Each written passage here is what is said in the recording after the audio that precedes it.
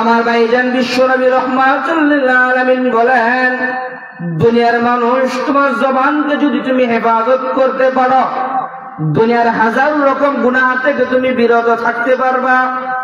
বিশ্বনবী রাহমাতুল লিল আলামিন বলেন, লা তুকসিরুল কালাম বিগাইরি যিকরিল্লাহ।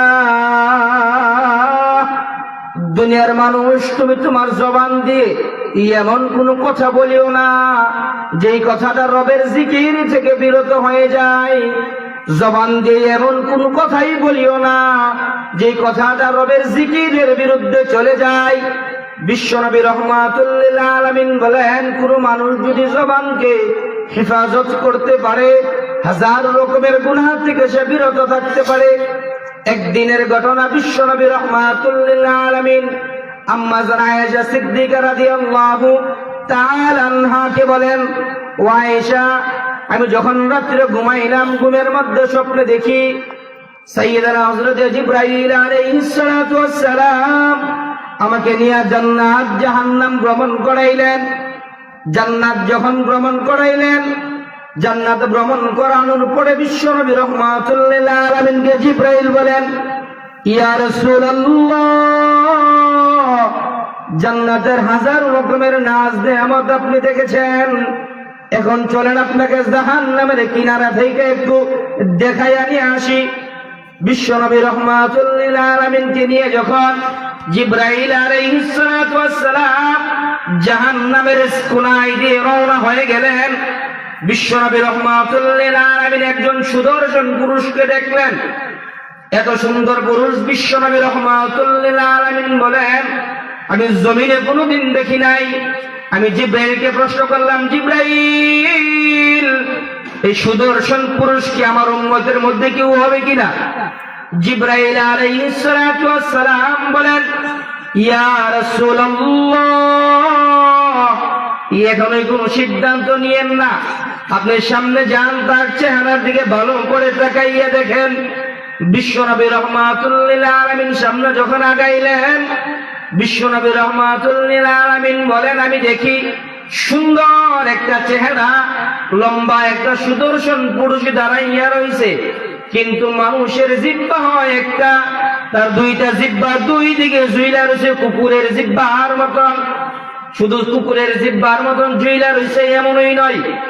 বিশ্বনবী রাহমাতুল লিল আলামিন বলেন, আমি দেখি জিহ্বাগুলো থেকে আগুনের লুটকার মতন পুষগুলো, রক্তগুলো জমিনে পড়তেছে। জিবরাইলকে প্রশ্ন করলাম, ভাই জিবরাইল, বলো না এই শাস্তি রব কেন তাকে দিতেছে?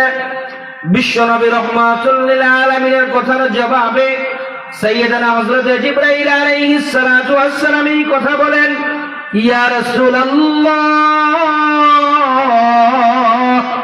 ওই শাস্তি আপনার ওই উম্মতদেরকে দেওয়া হবে যারা এক মুখে দুই কথা বলে, সকালে বলে এক কথা, বিকালে বলে আরেক কথা, সামনে বলে এক কথা, পিছনে বলে এক কথা। সামনে একজনকে দেখে বলে আসসালামু আলাইকুম, আপনি খুব ভালো মানুষ, আপনারা যখন পিছনে যাইবেন গা আরেকজনকে দেখায় বলে তাই কোনো মানুষ হই না।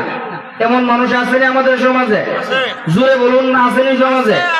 ইমাম সাহেবকে দেখে বলে আসসালামু আলাইকুম, হুজুর আপনি অনেক ভালো মানুষ। যখন ইমাম সাহেব কইরা যায় তাই কোনো মানুষ নেই, তাই কোনো মানুষ নেই, এই গারা কোনো ইমাম গারা কোনো ভালো মানুষ নেই।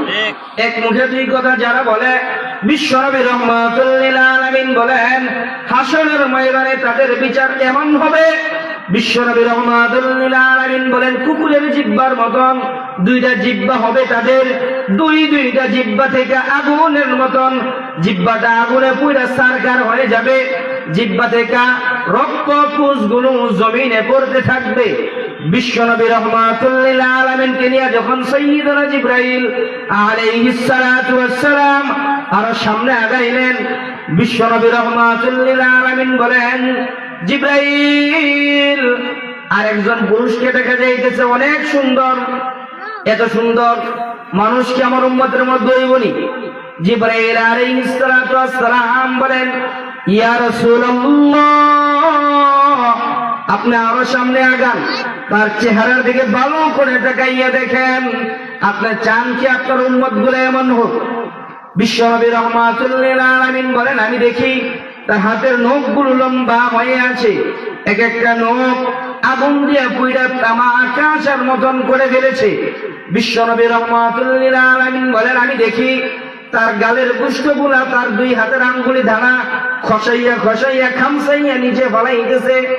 বিশ্বনবী রাহমাতুল লিল আলামিন বলেন, শুধু এখানেই শেষ নয়, যখন মুখের গোশতগুলো খসাইয়া নিচে ফেলায়, আর যখন মুখের বাড়ি তার হাড্ডির মধ্যে লাগে, হাড়ের মধ্যে লাগে, আকাশে যেমন বৃষ্টির সময় আকাশ চমকায়, বিদ্যুতের গতিতে যেমন আকাশ চমকায়, দিন চমকায়, আমি দেখি তার হাতের নখ আর তার মুখের হাড়ের মধ্যে যখন সংঘর্ষ হয়, বড় বড় করে আগুনের রুটকাগুলো জমিনের দিকে আসতেছে, সামনে আসতেছে। জিব্রাইলকে প্রশ্ন করলেন, ভাই জিব্রাইল, তাকে আল্লাহ কেন এমন শাস্তি দিতেছে?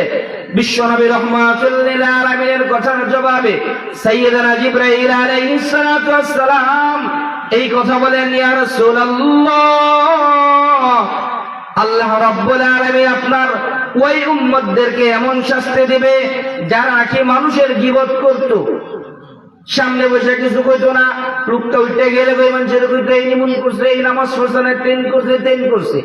এমন মানুষ আছে না আমাদের সমাজে? খালি মানুষের বদলাম একদিন 40 স্টলে বইয়ে দেব।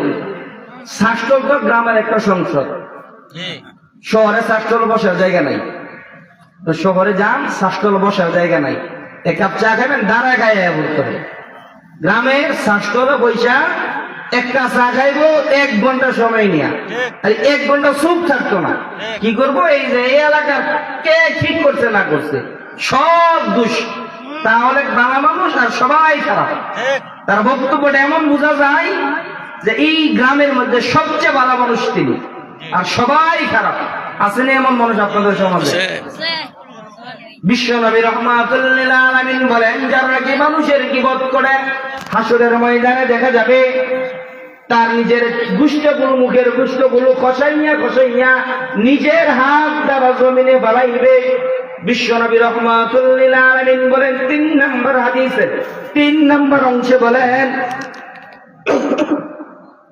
বিশ্বনবী রাহমাতুল লিল আলামিন বলেন, আমি যখন সামনে আগাইলাম, সাইয়্যিদুনা জিবরাইল আলাইহিস সালাতু ওয়াস সালাম বলেন, ইয়া রাসূলুল্লাহ, আপনি আপনার উম্মতদেরকে ওই ওই বিষয় থেকে সতর্ক করবেন, তারা যেন বেশি বেশি জবান ও যথা কথাই নষ্ট না করে, জবানকে যেন সব সময় হেফাজতে রাখে। বিশ্বনবী রাহমাতুল লিল আলামিন হাদিসের মধ্যে বলেন, কোন মানুষ যদি জবানকে হেফাজত করতে পারে, ওই মানুষটা 1000 রকমের গুনাহ থেকে বিরত থাকতে পারে। এই কারণে বিশ্বনবী রাহমাতুল লিল আলামিন বলেন, কোন মানুষ যদি শুধু জবানটাকে হেফাজত করে, আর কিছু না, শুধু জবানটাকে হেফাজত করলে তার পুরোটা দেহ শান্তিতে থাকতে পারে।